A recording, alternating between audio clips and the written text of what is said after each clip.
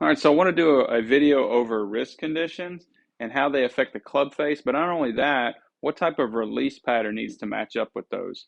So we're going to take a deeper look at Viktor Hovland and Webb Simpson and how they can manipulate their wrist and club face, but what type of release patterns match up with that. All right, so we're taking a look at the release patterns and how they match the club face and wrist conditions here. So I've got Webb Simpson on the left, Viktor Hovland on the right. Um, Similar grips. I'd say Webb Simpson's probably got a little stronger left hand, but both have a fairly neutral to weak right hand. So we're going to see how they work the club face into the backswing. So we'll stop at shaft parallel to the ground. Alright, and this is where it gets dramatically different. So I'm going to zoom in here. So on Webb Simpson's club face, we're going to see a lot more extension in that lead wrist, which is going to cause that club face to start to open up. Where Hovland, we can see that he creates a little bit more flexion in that lead wrist, so his club face relatively closed. You know, we look at the seam line of the shirt of the spine there. So I would say these are two ends of the spectrum. Hovland's much more closed, Webb Simpson's much more open. And we'll work up to the top of the backswing, and we'll see how those wrist conditions affect that club face. So you can't see Hovland's at the top, but his club face is very much closed. Now here we're looking at the leading edge to the lead forearm. So two very extremely different swings. Now what's unique about this is Hovland actually hits a cut. Webb Simpson hits a draw. Hits a draw from an open club face. Viktor hits a cut from a closed one. And we'll see how they do that looking at the release pattern. So we can see very different wrist conditions there at the top. One is very cupped, Webb Simpson. One is very bowed, Viktor Hovland. So we're going to bring that down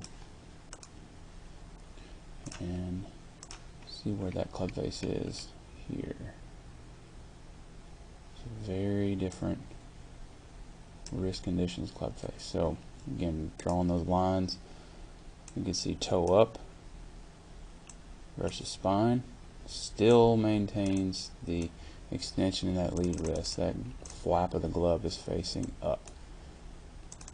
You don't see too many of these on tour. We do see a lot more of these on the right with Hovland, becoming way more common with your Colin Morikawa, Jordan Spieth, Dustin Johnson, Brooks Koepka. You know, getting that flexion early in that lead wrist and maintaining it.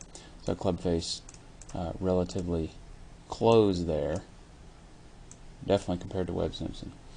So release patterns, they have to match up.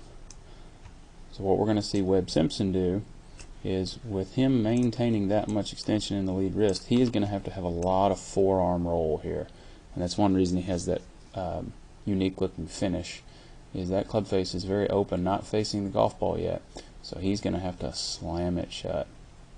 So we can see how much the club face has closed to that point. Now we look at Hovland. His club face is closed. He doesn't want to hit a left, he wants to hit a cut. So he is going to have less forearm rotation, and that club face is way more open relative to Webb Simpson's. So we get here to the exit, we can see that club face severely different. Now which one's right or wrong? Neither are right or wrong.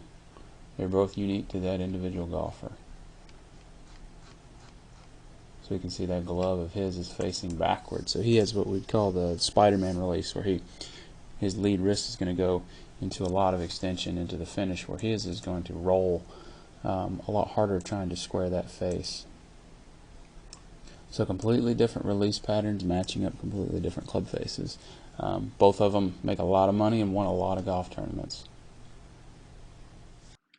All right, so we took a look at those two, going over now how they manipulate the club and the wrist conditions, but I want to go over some pitfalls and some advantages of those types of releases. So, starting with Hovland, we see that early bow in the wrist.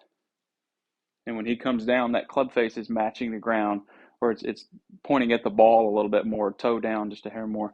So again, what we see from there is more of that wrist going back into extension. And so when that happens, that club face reopens. And that's going to help that club face stabilize down through impact. But if we take a look at what that club face does, it's not twisting around the shaft as much. So that club face is closed, and then we work it back through there, reopens. So there's very little closure of the club face. So some benefits of that, if you watch Hovland, he swings pretty hard with that driver. He's a phenomenal driver of the golf ball. Because that club is not twisting around the shaft, the face is going to be more stable through the hitting area. So he's able to just take a rip at it. Great ball striker. Some downfalls to that are going to be Viktor's short game.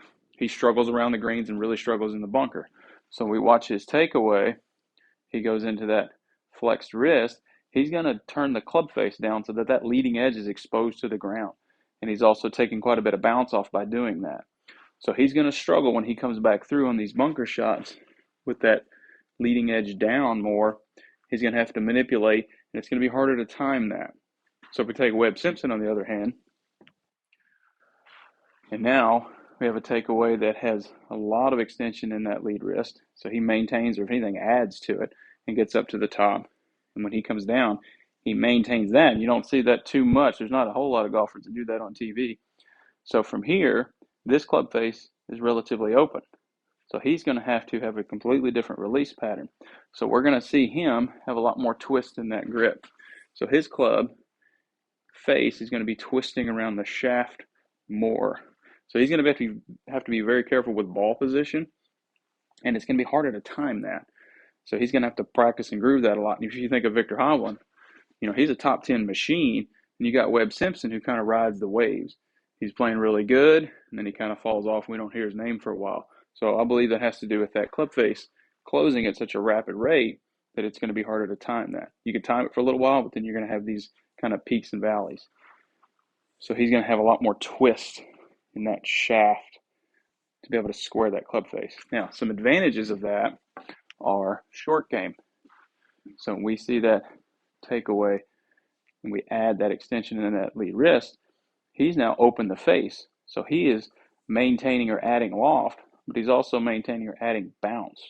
So when he comes down, his club face is still maintained bounce and loft. Now he wouldn't have as much forearm rotation through that. He would just maintain some of that extension in that lead wrist. So think of his bunker game and short game, phenomenal short game. He can hit a lot of high, soft shots. Great bunker player. They can put a ton of speed through the bottom. So there are some advantages to short game that way. So just wanted to go over those two.